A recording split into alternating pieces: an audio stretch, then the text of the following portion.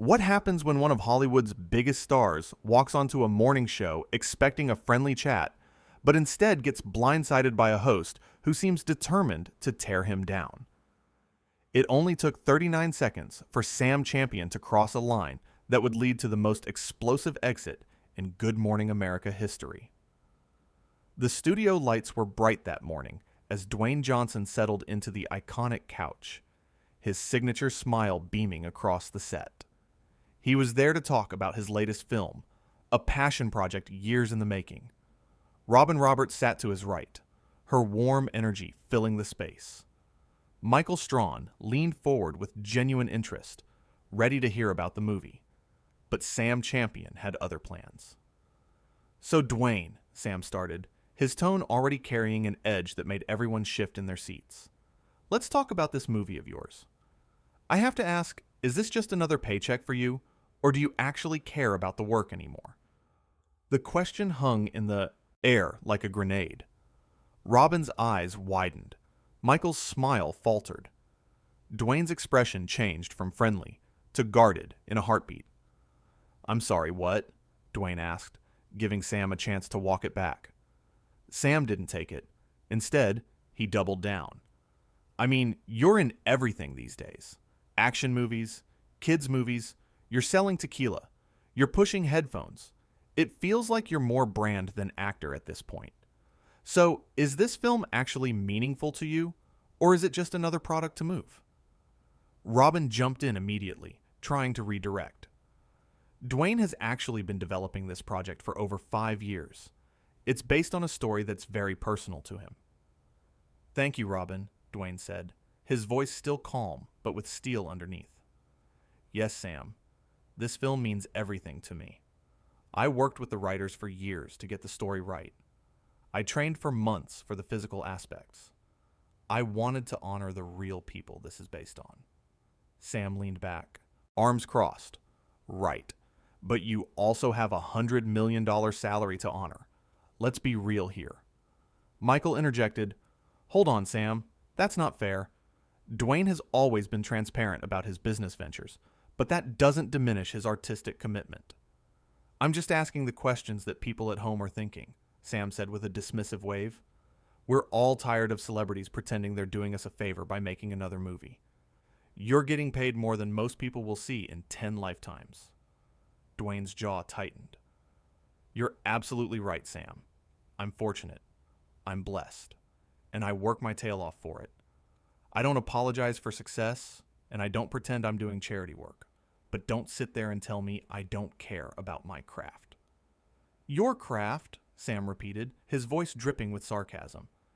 "Is your craft cashing checks? Because from where I'm sitting, that seems to be what you're best at." The studio went silent, even the crew behind. The cameras seemed to hold their breath. Robin looked at Sam with disbelief. Michael shook his head slowly. "Sam," Robin said firmly, "I think we need to move on to another topic." But Sam wasn't done. "What? We can't have an honest conversation? This is what journalism looks like. Not softball questions and promotional fluff." Dwayne raised a hand, his composure still intact, but his patience clearly wearing thin. "You want honesty?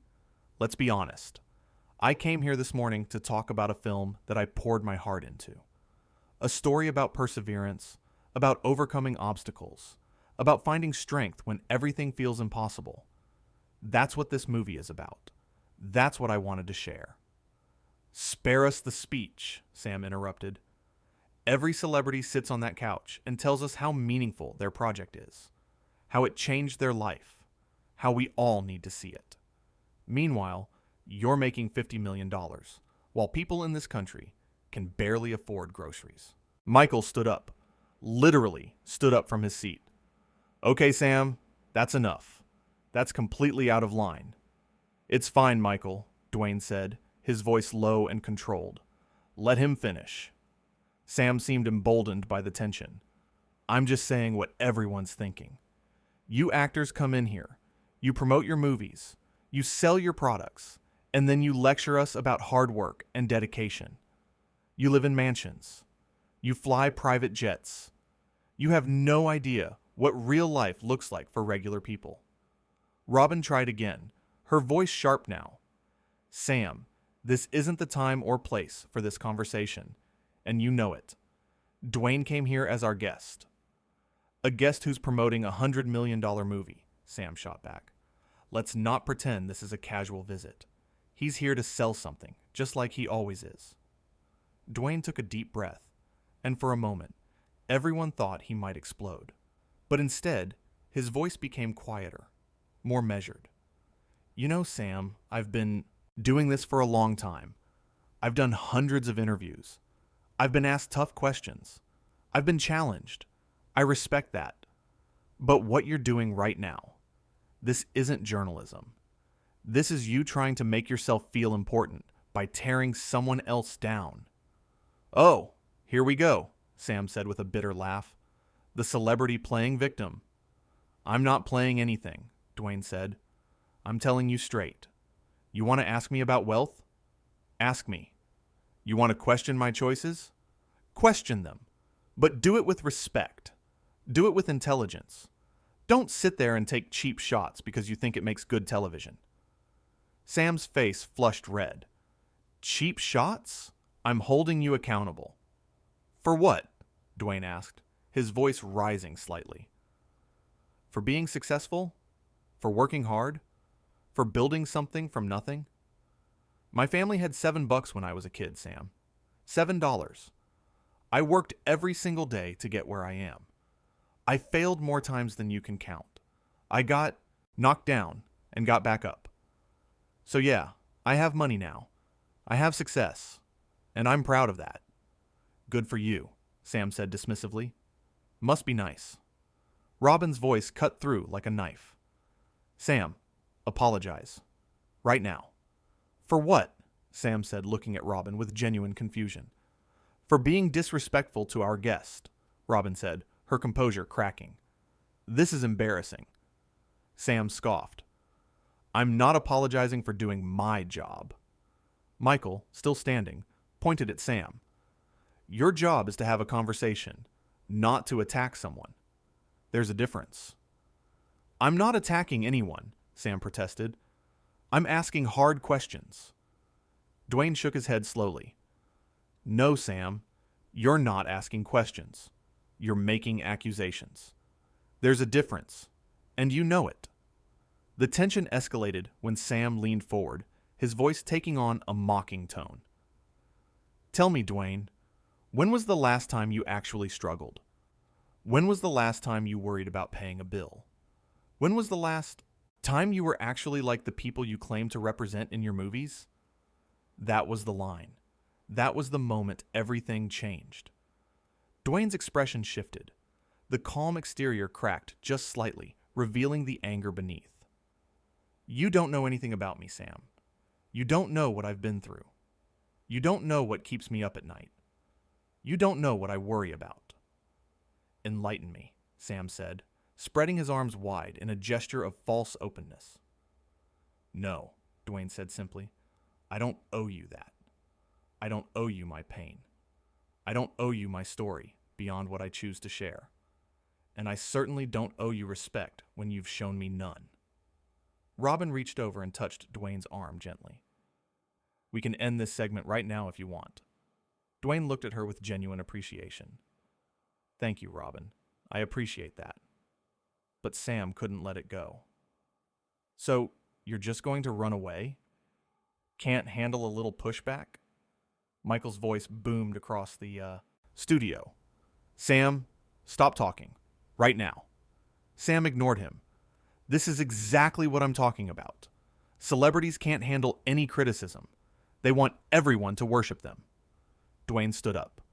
Not quickly, not dramatically, but with a deliberate slowness that was somehow more powerful than any outburst could have been. He carefully removed his microphone, the small clip making a soft sound in the tense silence. I'm not running away, Sam, Dwayne said, his voice eerily calm. I'm choosing not to waste my energy on someone who isn't interested in a conversation. You wanted a moment. You wanted to make yourself feel big by trying to make me feel small. Congratulations. You got your moment. Sam's bravado faltered for just a second. I was just doing my job. Your job, Dwayne repeated, setting the microphone on the coffee table.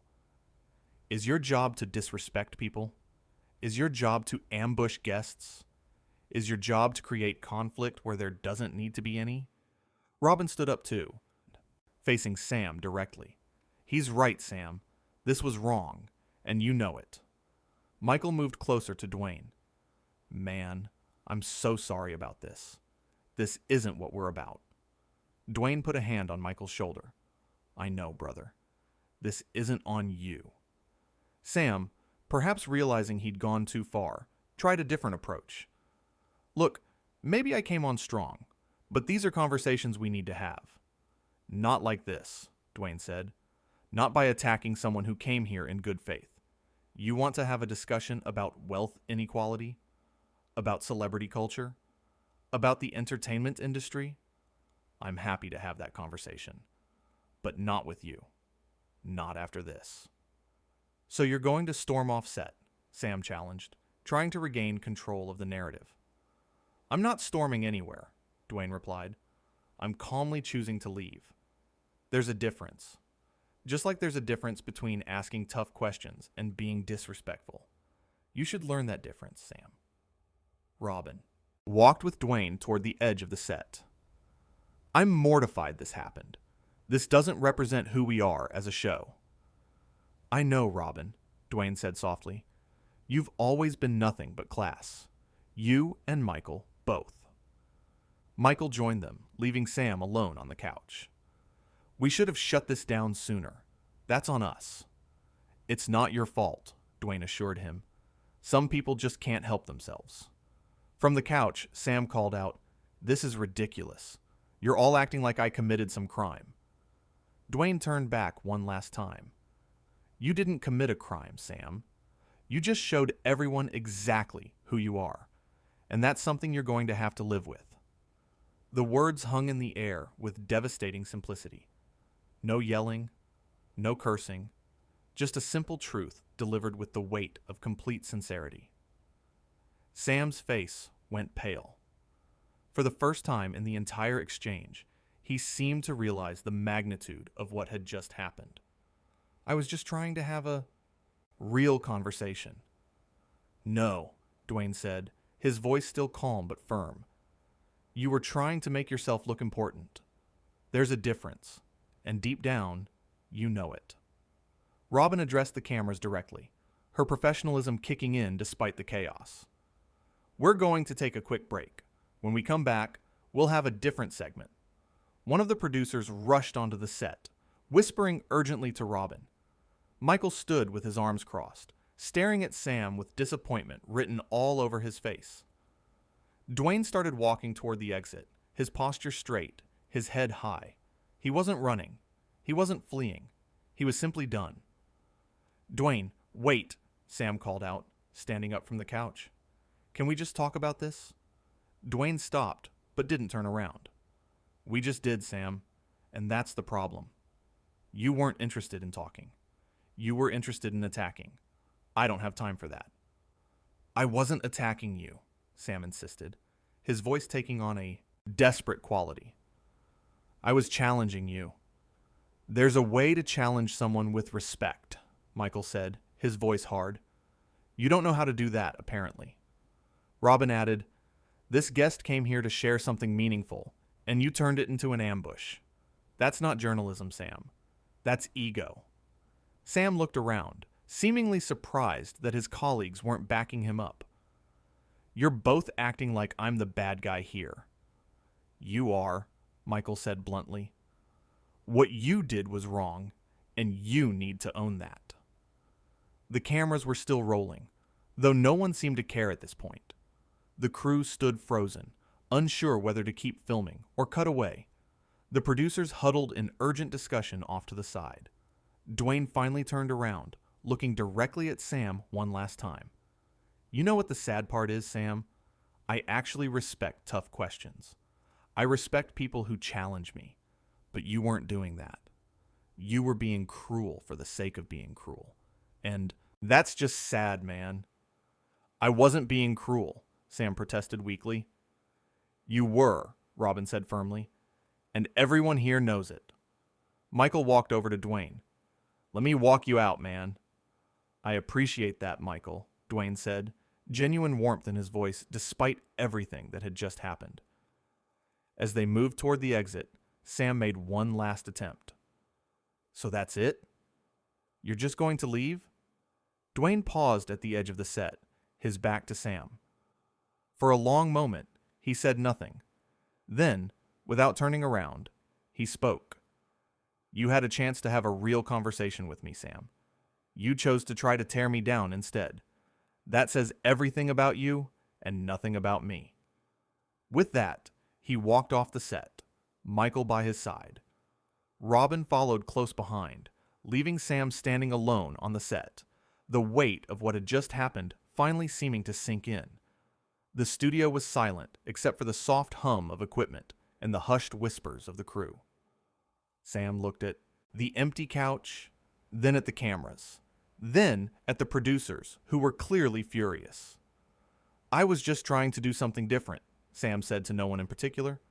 One of the producers approached, her face stern. Sam, we need to talk. Now. As they walked off set, the camera operators finally began to pack up. The segment was over. The interview was done. But the aftermath was just beginning for everyone involved. Robin returned to the set, composing herself before addressing the situation with the remaining crew.